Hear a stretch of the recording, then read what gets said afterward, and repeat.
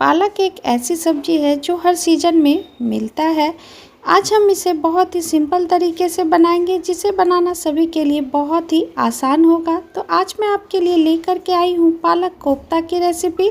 तो चलिए बिना देरी करते हुए हम इस टेस्टी और आसान सी रेसिपी को शुरू करते हैं। पालक कोफ्ता बनाने के लिए यहाँ पे मैंने 200 ग्राम पालक को अच्छे से धो करके काट करके ले लिया है। अब यहाँ पे हमने आधी कप उसमें बेसन डाला है। उसके बाद यहाँ पे हमने एक मीडियम साइज में बारीक कटा हुआ प्याज और 2 हरी मिर्च डाल दिया है। साथ में half table spoon red chilli powder, half table spoon हल्दी पाउडर, टेस्ट के अकॉर्डिंग नमक। उसके बाद डालेंगे 1 टेबल स्पून अजवाइन। अजवाइन को हाथों पे इस तरीके से क्रश करके डालें। अब हम सारी चीज़ों को ना अच्छी तरीके से मिक्स कर देंगे। ये देखिए, पानी का इस्तेमाल हम इसमें नहीं करेंगे क्योंकि पालक में ना वैसे भी बहुत ही मॉइस्चर होती है। अब हम इसमें हाफ टेबल स्पून गरम मसाला डाल देंगे।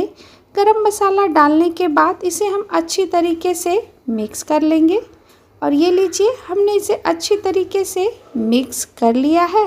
हाथों को मैं थोड़ा वॉश कर लेती हूँ। और ये लीजिए, हमने हाथों को वॉश कर लिया है। थोड़ा थोड़ा हम मिक्सचर ले लेंगे और हम ना इसके बॉल्स बना करके रेडी कर लेंगे। दोनों हथेलियों के बीच में रखते हुए हम इसे इस तरीके से बना करके तैयार कर लेंगे। ये देखिए, एक आपको मैं और बना करके दिखा देती हूँ। ये देखिए, थोड़ा सा हम फिर से मिक्सचर लेंगे। उसके बाद हम इसे हथेलियों के बीच में रखते हुए फिर से हम इसके बॉल्स बना करके रेडी कर लेंगे। और ये लीजिए, सारे बॉल्स हमने बना करके रेडी कर लिया है। चलते हैं गैस की तरफ। गैस पे मैंने तेल गर्म होने के लिए दे दी है। अब हम इसमें ना एक एक करके सारे कोफ्ते को फ्राई कर लेंगे। हाथों को बचाते हुए आप धीरे धीरे करते हुए सारे कोफ्ते को इसमें डाल दें। लो टू मीडियम फ्लेम पे इसे गोल्डन ब्राउन होने तक हम इसे फ्राई करेंगे। एक बार हम इसे इस तरीके से पलट लेंगे। उलट पलट करते हुए हम इसे फ्राई कर लेंगे। ये देखिए, आपको कोई भी दिक्कत नहीं आएगी। इस तरीके से आप ज़रूर एक बार बना करके ट्राई कर सकते हैं।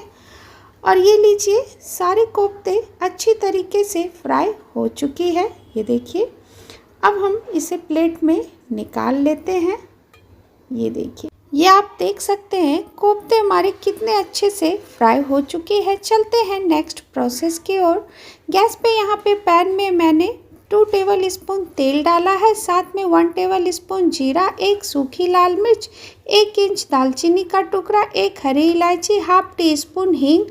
कुछ सेकंड के लिए इसे हम पका लेंगे। अब यहाँ पे हमने एक मीडियम साइज में पिसी हुई प्याज इसमें डाल दिया है। इसे हम लो टू मीडियम फ्लेम पे चलाते हुए 3 से 4 मिनट इसे हम अच्छी तरीके से पका लेंगे। चलाते हुए आप इस तरीके से भूनते जाएं।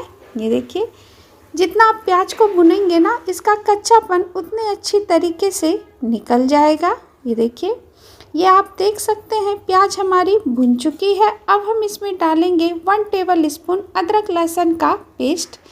इसमें डालने के बाद प्याज के साथ इसे भी हम अच्छी तरीके से भूनते जाएंगे। अब यहाँ पे हमने एक मीडियम साइज में पिसी हुई टमाटर इसमें डाल दिया है। प्याज के साथ इसे भी हम अच्छी तरीके से भूनते जाएंगे। इसे भी हमें प्याज के साथ अच्छे तरीके से भूनते जाना है। प्याज और टमाटर को भूनने में हमें 3 से 4 मिनट लग जाएंगे क्योंकि पिसी हुई प्याज और टमाटर को भुनने में थोड़ा टाइम लगता है। अब हम इसमें पाउडर मसाले ऐड करेंगे। 1 टेबल स्पून कश्मीरी लाल मिर्च, हाफ टेबल स्पून हल्दी powder, half table spoon red chilli powder, 1 table spoon धनिया पाउडर, टेस्ट के अकॉर्डिंग नमक। सारे मसालों को हम प्याज और टमाटर के साथ अच्छे से मिक्स करते हुए इसे हम भूनते जाएंगे। ये देखिए, इस तरीके से आप चलाते हुए इसे आप भूनते जाएं। अब हम इसे कवर करते हुए लो फ्लेम पे 5 मिनट के लिए पकने देंगे। 5 मिनट के बाद हमने ढक्कन हटाया। ये आप देख सकते हैं मसालों से तेल बाहर हो चुकी है। 1 से 2 मिनट हम इसे चलाते हुए और भूनते जाएंगे। ये देखिए, ये आप देख सकते हैं मसाले कितने अच्छे से भुन चुकी है। अब हम इसमें 1 टेबल स्पून कस्तूरी मेथी ऐड करेंगे। कस्तूरी मेथी डालने के बाद हम इसे अच्छे से मिक्स करते जाएंगे और मसाले में भूनते जाएंगे। उसके बाद हम इसमें डालेंगे 1/2 टेबल स्पून गरम मसाला। गरम मसाला डालने के बाद इसे भी हम 1 मिनट भून लेंगे।